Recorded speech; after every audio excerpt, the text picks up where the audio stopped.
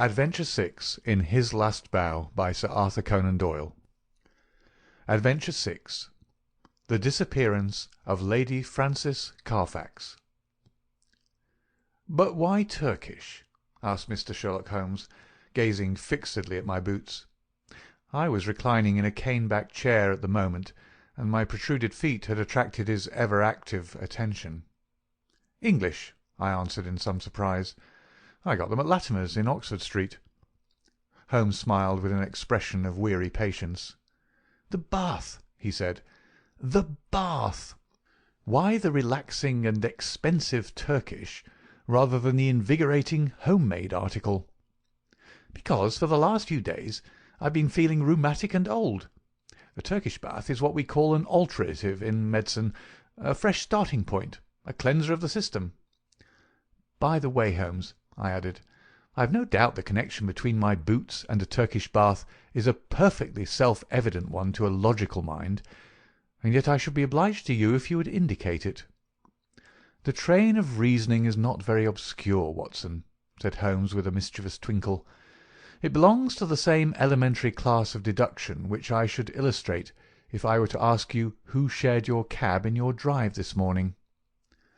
"I don't admit that a fresh illustration is an explanation," said I with some asperity. "Bravo, Watson! A very dignified and logical remonstrance. Let me see. What were the points? Take the last one first. The cab. You observe that you have some splashes on the left sleeve and shoulder of your coat. Had you sat in the centre of a hansom, you would probably have had no splashes, and if you had they would certainly have been symmetrical. Therefore it is clear that you sat at the side.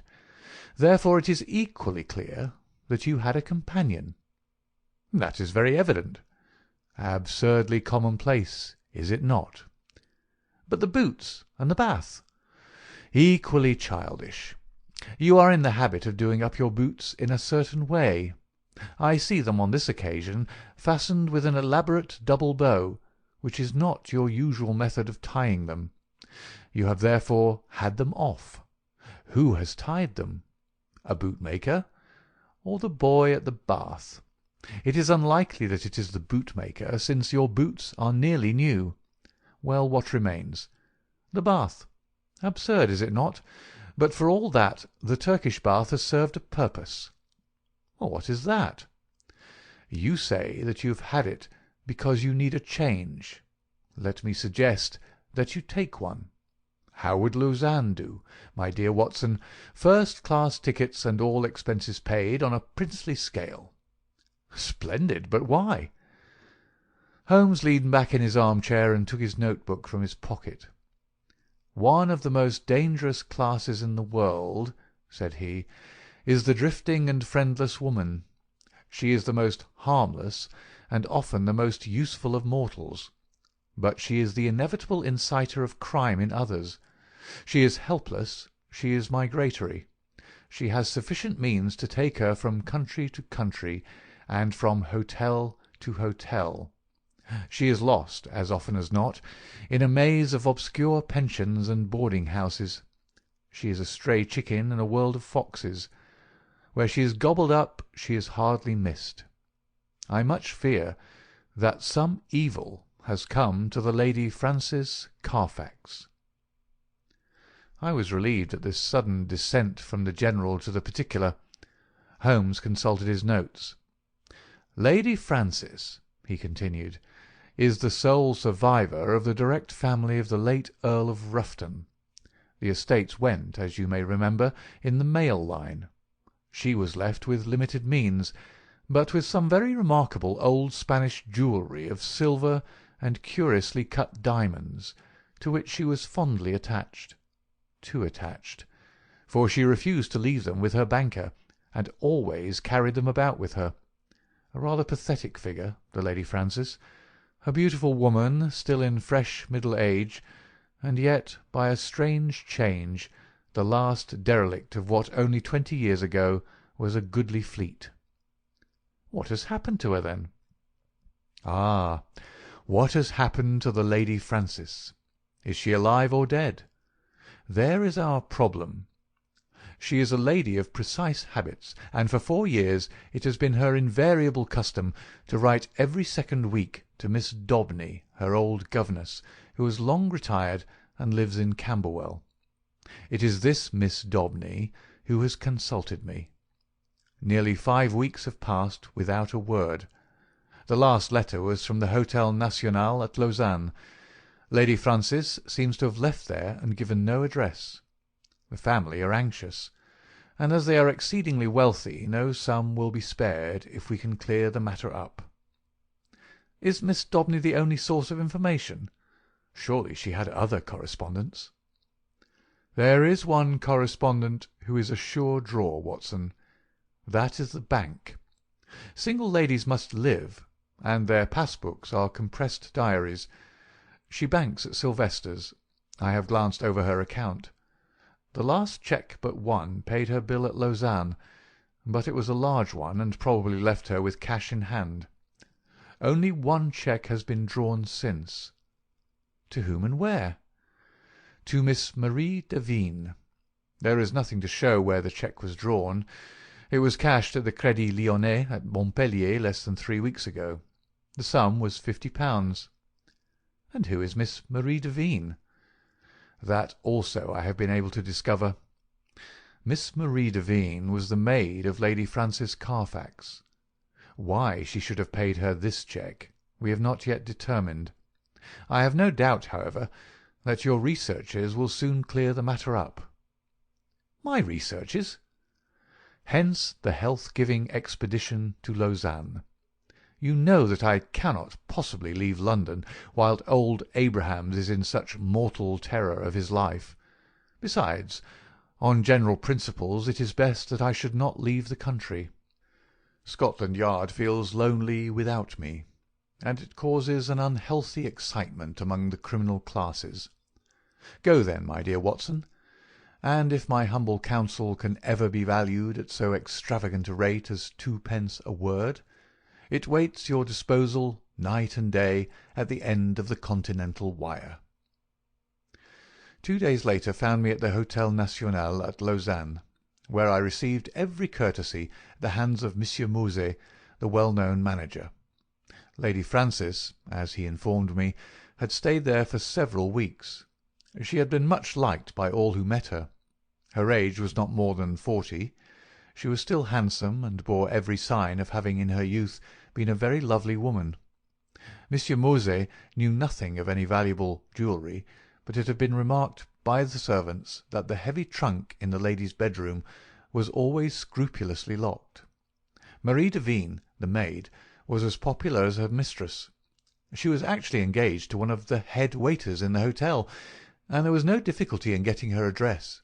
It was 11 Rue de Trajan, Montpellier. All this I jotted down, and felt that Holmes himself could not have been more adroit in collecting his facts. Only one corner still remained in the shadow.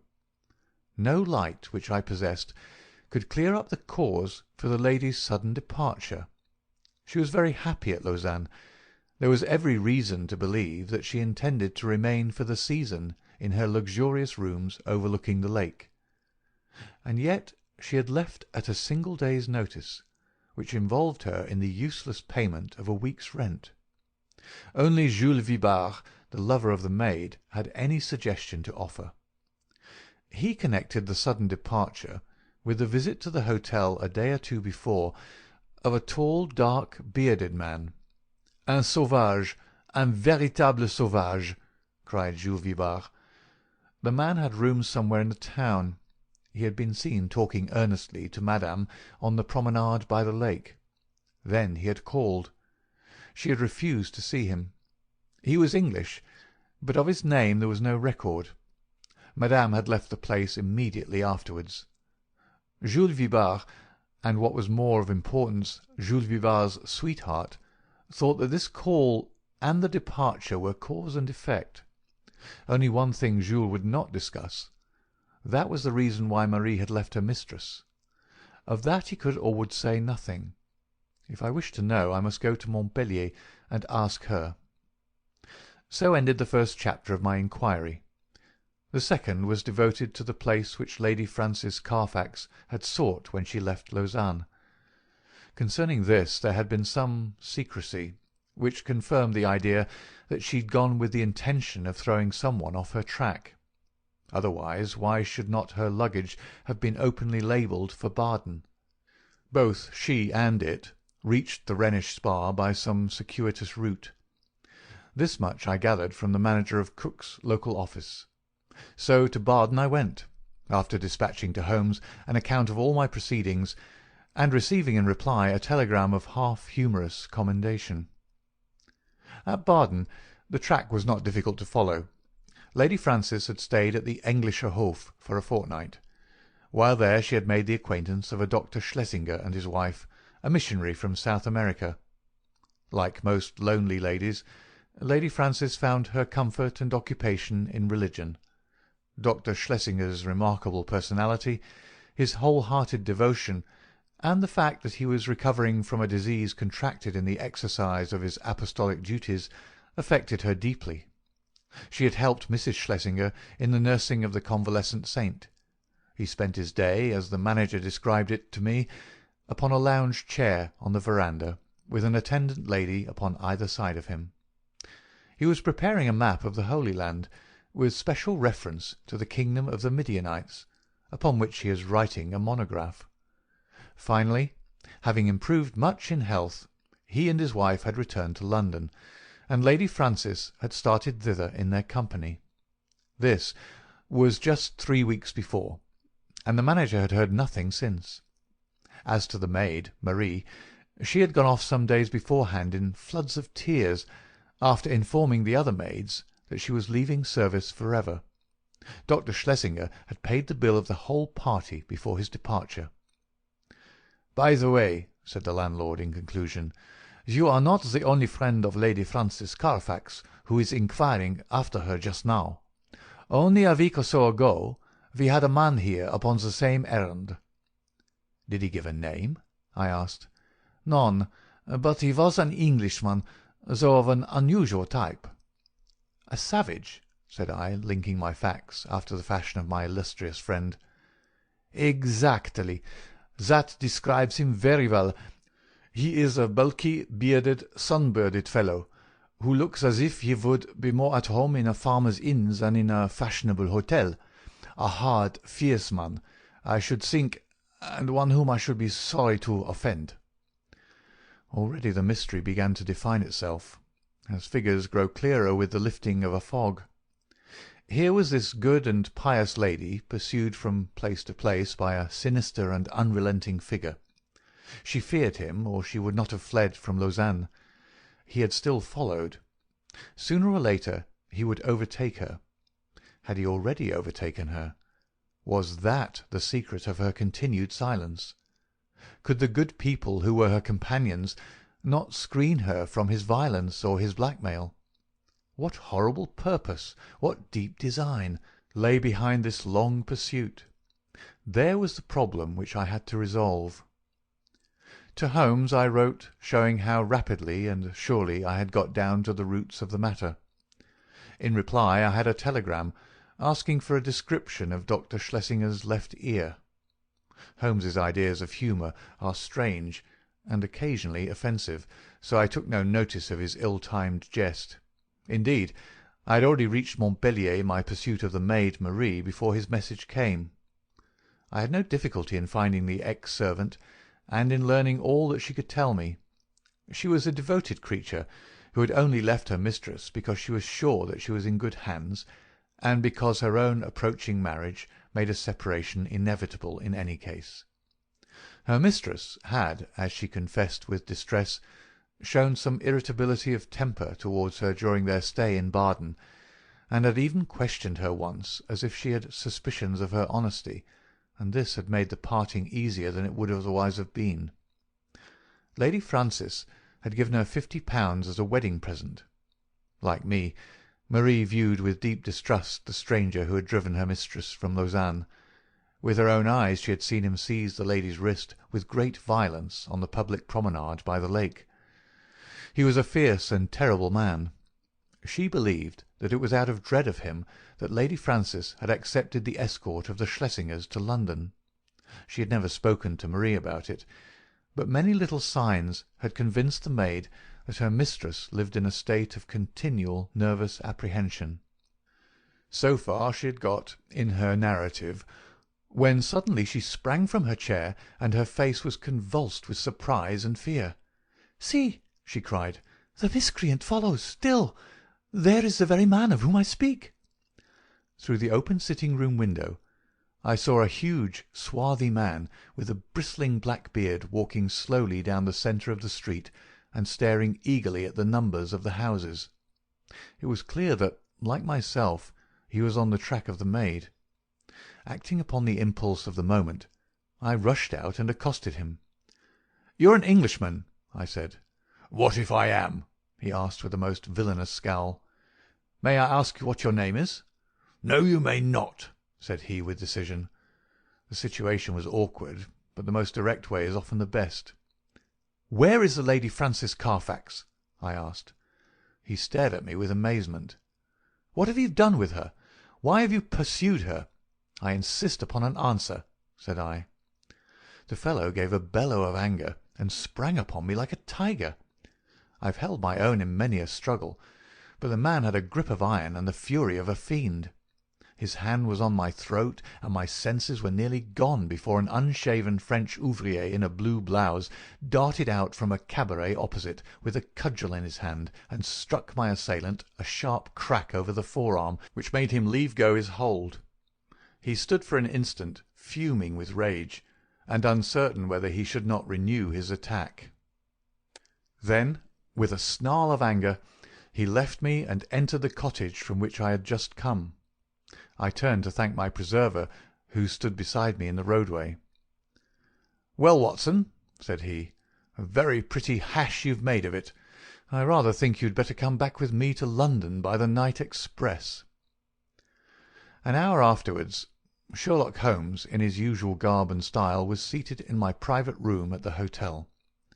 His explanation of his sudden and opportune appearance was simplicity itself, for, finding that he could get away from London, he determined to head me off at the next obvious point of my travels. In the disguise of a working man, he had sat in the cabaret waiting for my appearance. "And a singularly consistent investigation you've made, my dear Watson," said he. "I cannot at the moment recall any possible blunder which you have omitted. The total effect of your proceeding has been to give the alarm everywhere and yet to discover nothing." "Perhaps you'd have done no better," I answered bitterly. "There is no perhaps about it. I have done better. Here is the Honourable Philip Green, who is a fellow lodger with you in this hotel, and we may find him the starting point for a more successful investigation." A card had come up on a salver, and it was followed by the same bearded ruffian who had attacked me in the street. He started when he saw me. "What is this, Mr. Holmes?" he asked. "I had your note, and I've come. But what has this man to do with the matter?" "This is my old friend and associate, Dr. Watson, who's helping us in this affair." The stranger held out a huge sunburned hand with a few words of apology. "I hope I didn't harm you. When you accused me of hurting her, I lost my grip of myself. Indeed, I'm not responsible in these days. My nerves are like live wires. But this situation is beyond me. What I want to know in the first place, Mr. Holmes, is how in the world you came to hear of my existence at all." "I am in touch with Miss Daubeny, Lady Frances's governess." "Old Susan Daubeny with the mob cap. I remember her well." "And she remembers you. It was in the days before you found it better to go to South Africa." "Ah, I see you know my whole story. I need hide nothing from you. I swear to you, Mr. Holmes, that there never was in this world a man who loved a woman with a more whole-hearted love than I had for Frances. I was a wild youngster, I know, not worse than others of my class, but her mind was pure as snow. She could not bear a shadow of coarseness. So when she came to hear of things that I'd done, she would have no more to say to me. And yet she loved me. That is the wonder of it. Loved me well enough to remain single all her sainted days, just for my sake alone. When the years had passed, and I'd made my money at Barberton, I thought perhaps I could seek her out and soften her. I'd heard that she was still unmarried. I found her at Lausanne and tried all I knew. She weakened, I think, but her will was strong, and when next I called she had left the town. I traced her to Baden, and then after a time heard that her maid was here. I'm a rough fellow, fresh from a rough life, and when Dr. Watson spoke to me as he did, I lost hold of myself for a moment. But for God's sake tell me what has become of the Lady Frances." "That is for us to find out," said Sherlock Holmes with peculiar gravity. "What is your London address, Mr. Green?" "The Langham Hotel will find me." "Then may I recommend that you return there, and be on hand in case I should want you. I have no desire to encourage false hopes, but you may rest assured that all that can be done will be done for the safety of Lady Frances. I can say no more for the instant. I will leave you this card so that you may be able to keep in touch with us. Now, Watson, if you will pack your bag, I will cable to Mrs. Hudson to make one of her best efforts for 2 hungry travellers at 7:30 tomorrow." A telegram was awaiting us when we reached our Baker Street rooms, which Holmes read with an exclamation of interest and threw across to me. "Jagged or torn" was the message, and the place of origin, Baden. "What is this?" I asked. "It is everything," Holmes answered. "You may remember my seemingly irrelevant question as to this clerical gentleman's left ear. You did not answer it." "I'd left Baden and could not inquire." "Exactly. For this reason I sent a duplicate to the manager of the Englischer Hof, whose answer lies here." "What does it show?" "It shows, my dear Watson, that we are dealing with an exceptionally astute and dangerous man. The Reverend Dr. Schlesinger, missionary from South America, is none other than Holy Peters, one of the most unscrupulous rascals that Australia has ever evolved, and for a young country it has turned out some very finished types. His particular specialty is the beguiling of lonely ladies by playing upon their religious feelings, and his so-called wife, an Englishwoman named Fraser, is a worthy helpmate. The nature of his tactics suggested his identity to me, and this physical peculiarity—he was badly bitten in a saloon fight at Adelaide in '89—confirmed my suspicion. This poor lady is in the hands of a most infernal couple, who will stick at nothing, Watson. That she is already dead is a very likely supposition. If not, she is undoubtedly in some sort of confinement, and unable to write to Miss Daubeny or her other friends. It is always possible that she never reached London, or that she has passed through it, but the former is improbable, as, with their system of registration, it is not easy for foreigners to play tricks with the continental police, and the latter is also unlikely, as these rogues could not hope to find any other place where it would be as easy to keep a person under restraint. All my instincts tell me that she is in London, but as we have at present no possible means of telling where, we can only take the obvious steps, eat our dinner, and possess our souls in patience. Later in the evening I will stroll down and have a word with friend Lestrade at Scotland Yard. But neither the official police nor Holmes's own small but very efficient organisation sufficed to clear away the mystery. Amid the crowded millions of London, the 3 persons we sought were as completely obliterated as if they had never lived. Advertisements were tried and failed. Clues were followed and led to nothing.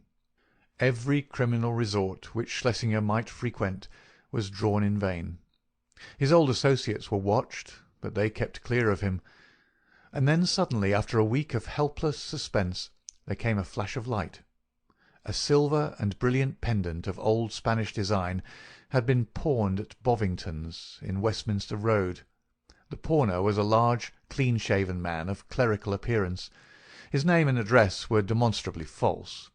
The ear had escaped notice, but the description was surely that of Schlesinger. 3 times had our bearded friend from the Langham called for news, the 3rd time within an hour of this fresh development. His clothes were getting looser on his great body. He seemed to be wilting away in his anxiety. "If you'll only give me something to do," was his constant wail. At last Holmes could oblige him. "He has begun to pawn the jewels. We should get him now." "But does this mean that any harm has befallen the Lady Frances?" Holmes shook his head very gravely. "Supposing that they have held her prisoner up to now, it is clear that they cannot let her loose without their own destruction. We must prepare for the worst." "What can I do?" "These people do not know you by sight?" "No." "It is possible that he will go to some other pawnbroker in the future. In that case we must begin again. On the other hand, he has had a fair price and no questions asked, so if he is in need of ready money he will probably come back to Bovington's. I will give you a note to them, and they will let you wait in the shop.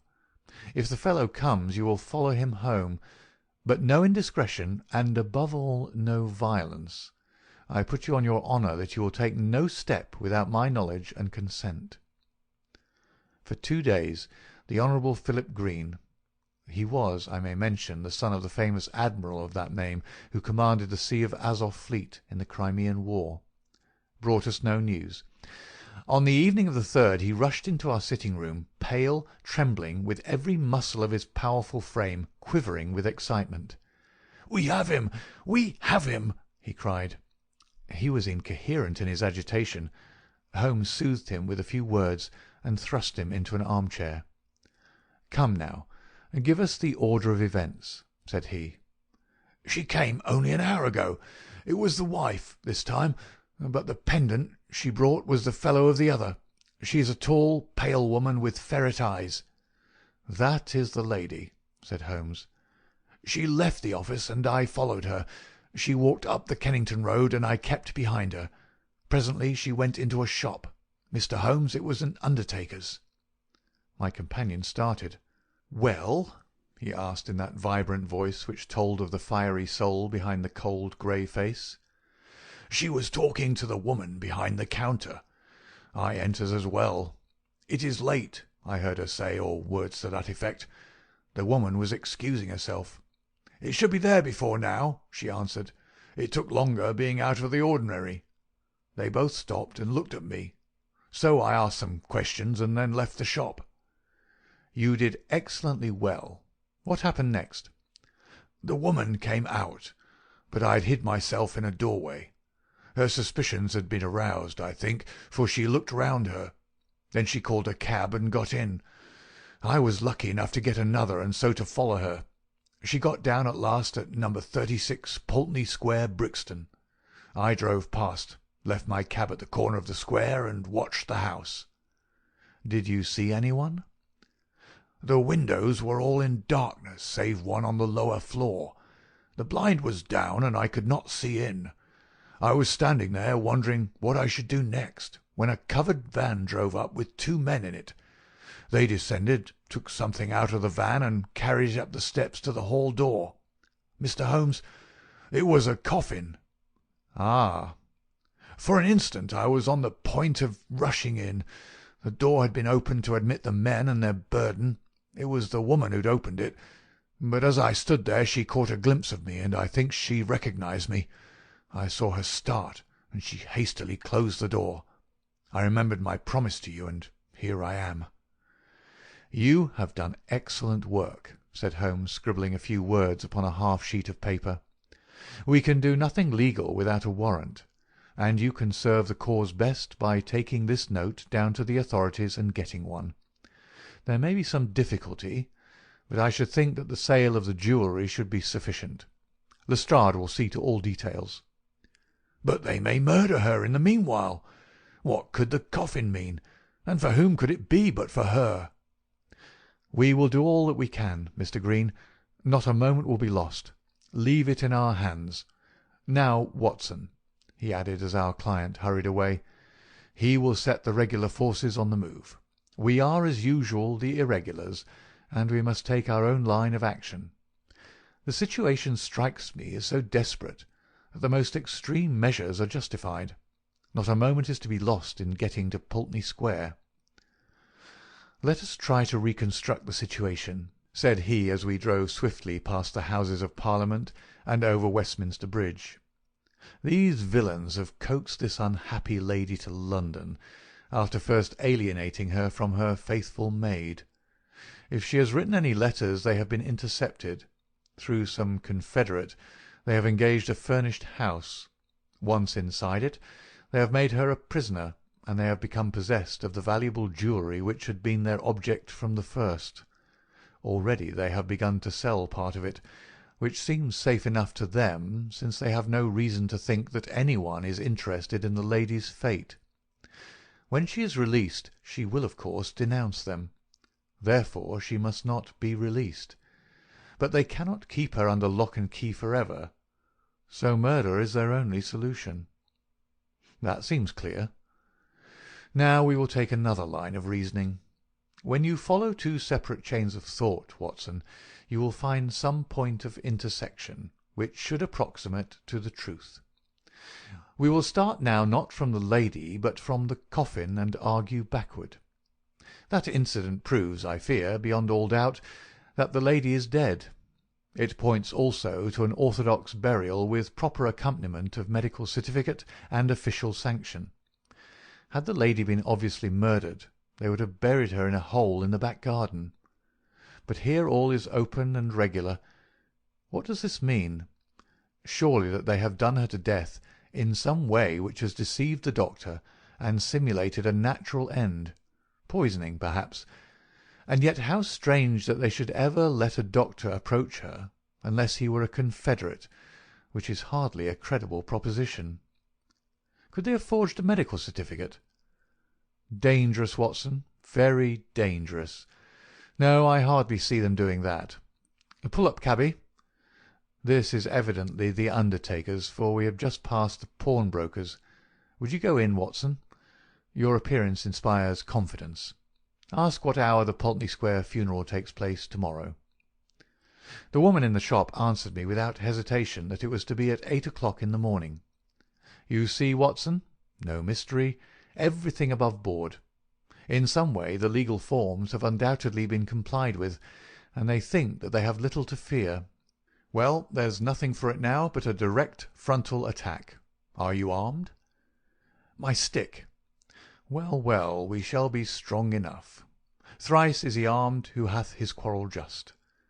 We simply can't afford to wait for the police or to keep within the four corners of the law. You can drive off, cabby. Now, Watson, we'll just take our luck together as we have occasionally in the past. He had rung loudly at the door of a great dark house in the centre of Pulteney Square. It was opened immediately, and the figure of a tall woman was outlined against the dim-lit hall. "Well, what do you want?" she asked sharply, peering at us through the darkness. "I want to speak to Dr. Schlesinger," said Holmes. "There's no such person here," she answered, and tried to close the door, but Holmes had jammed it with his foot. "Well, I want to see the man who lives here, whatever he may call himself," said Holmes firmly. She hesitated. Then she threw open the door. "Well, come in," she said. "My husband is not afraid to face any man in the world."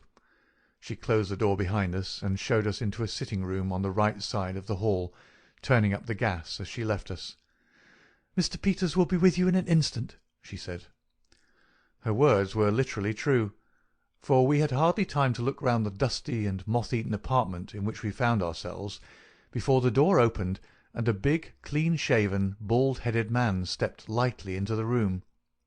He had a large red face, with pendulous cheeks, and a general air of superficial benevolence, which was marred by a cruel, vicious mouth. "There is surely some mistake here, gentlemen," he said in an unctuous, made-everything-easy voice. "I fancy that you have been misdirected. Possibly if you tried farther down the street." "That will do. We have no time to waste," said my companion firmly. "You are Henry Peters of Adelaide, late the Reverend Dr. Schlesinger of Baden and South America. I am as sure of that as that my own name is Sherlock Holmes." Peters, as I will now call him, started and stared hard at his formidable pursuer. "I guess your name does not frighten me, Mr. Holmes," said he coolly. "When a man's conscience is easy, you can't rattle him. What is your business in my house?" "I want to know what you've done with the Lady Frances Carfax, whom you brought away with you from Baden." "I'd be very glad if you could tell me where that lady may be," Peters answered coolly. "I've a bill against her for nearly £100, and nothing to show for it but a couple of trumpery pendants that the dealer would hardly look at. She attached herself to Mrs. Peters and me at Baden. It is a fact that I was using another name at the time, and she stuck on to us until we came to London. I paid her bill and her ticket. Once in London she gave us the slip, and, as I say, left these out-of-date jewels to pay her bills. You find her, Mr. Holmes, and I'm your debtor." "I mean to find her," said Sherlock Holmes. "I'm going through this house till I do find her. Where is your warrant?" Holmes half drew a revolver from his pocket. "This will have to serve till a better one comes." "Why, you're a common burglar." "So you might describe me," said Holmes cheerfully. "My companion is also a dangerous ruffian, and together we're going through your house." Our opponent opened the door. "Fetch a policeman, Annie," said he. There was a whisk of feminine skirts down the passage, and the hall door was opened and shut. "Our time is limited, Watson," said Holmes. "If you try to stop us, Peters, you'll most certainly get hurt. Where is that coffin which was brought into the house?"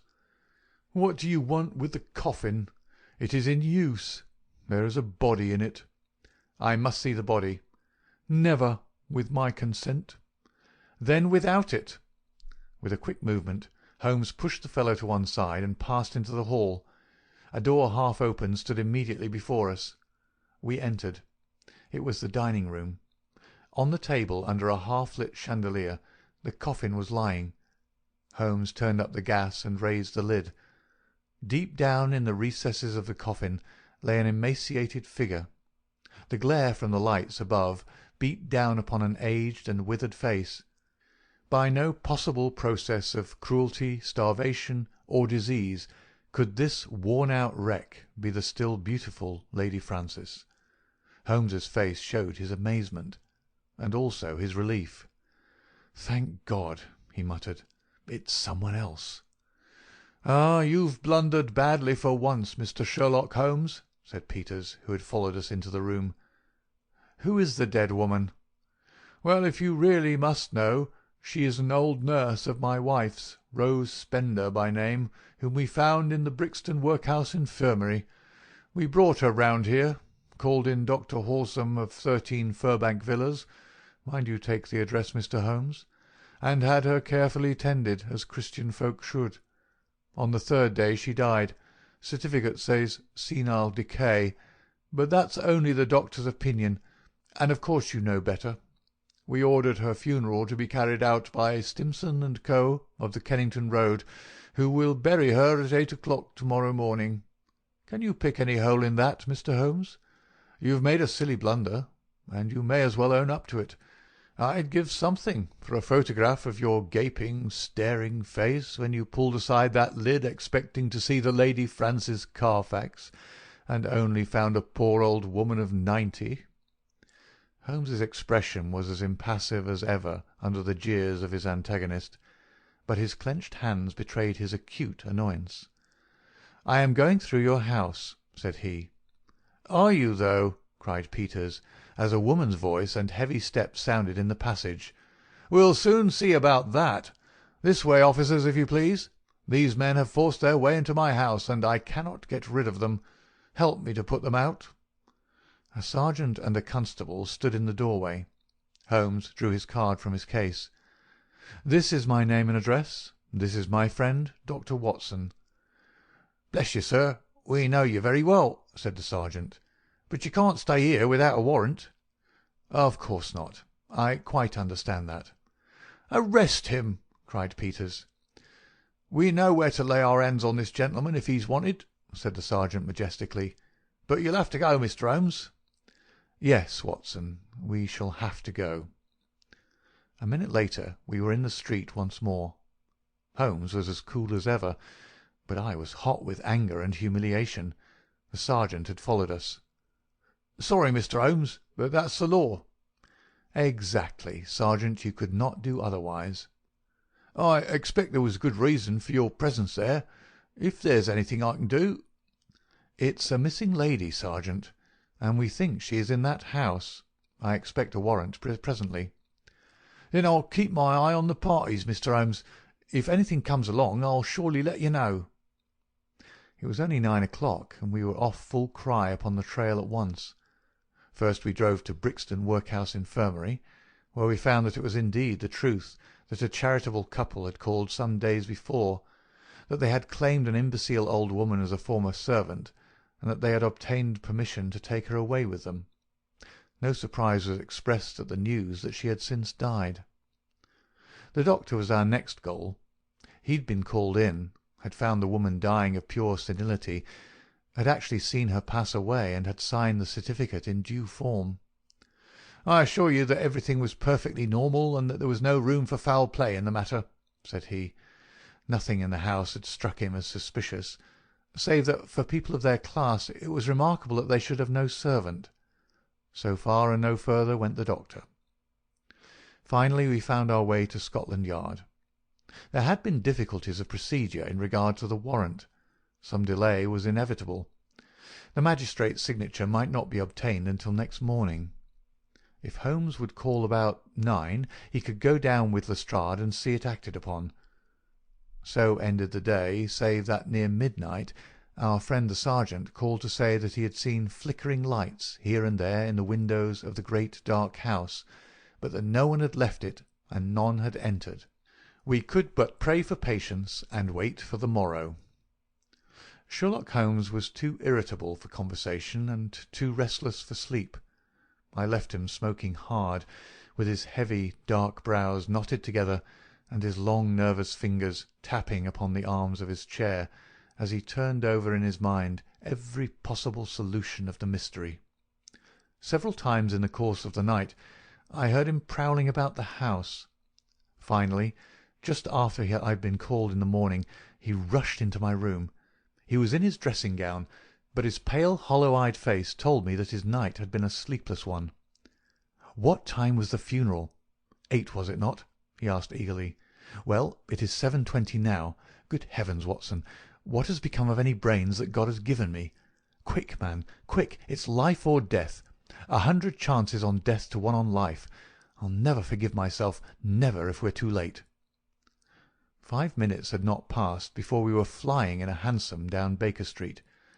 But even so it was 25 to 8 as we passed Big Ben, and 8 struck as we tore down the Brixton Road. But others were late as well as we. 10 minutes after the hour, the hearse was still standing at the door of the house, and even as our foaming horse came to a halt, the coffin, supported by 3 men, appeared on the threshold. Holmes darted forward and barred their way. "Take it back!" he cried, laying his hand on the breast of the foremost. "Take it back this instant!" "What the devil do you mean?" "Once again I ask you, where's your warrant?" shouted the furious Peters, his big red face glaring over the farther end of the coffin. "The warrant is on its way. The coffin shall remain in the house until it comes." The authority in Holmes's voice had its effect upon the bearers. Peters had suddenly vanished into the house, and they obeyed these new orders. "Quick, Watson, quick! Here is a screwdriver," he shouted as the coffin was replaced upon the table. "Here's one for you, my man. A sovereign if the lid comes off in a minute. Ask no questions. Work away. That's good. Another, and another. Now pull all together. It's giving. It's giving. Ah, that does it at last." With a united effort we tore off the coffin lid. As we did so, there came from the inside a stupefying and overpowering smell of chloroform.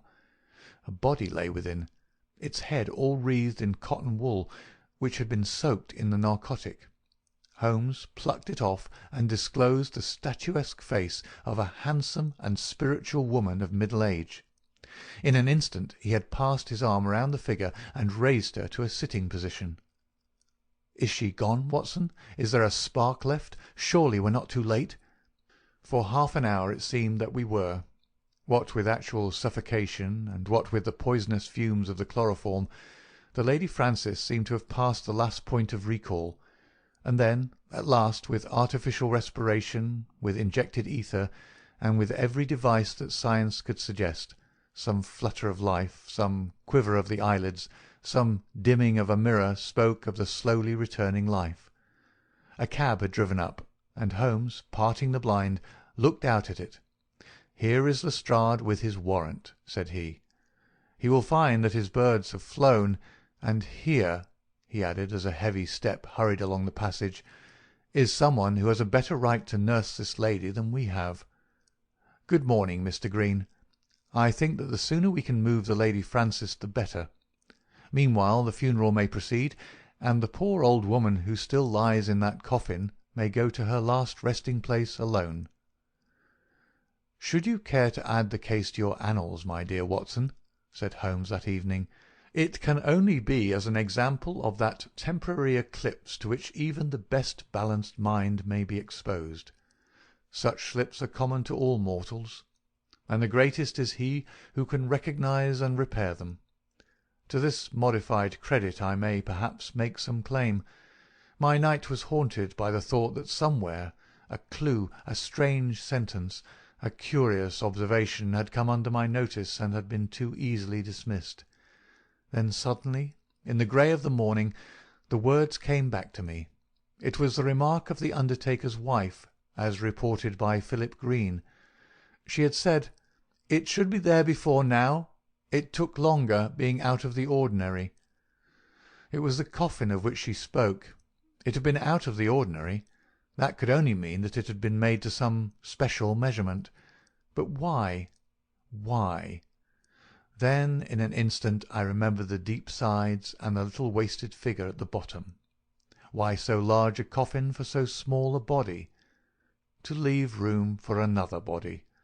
Both would be buried under the one certificate. It had all been so clear.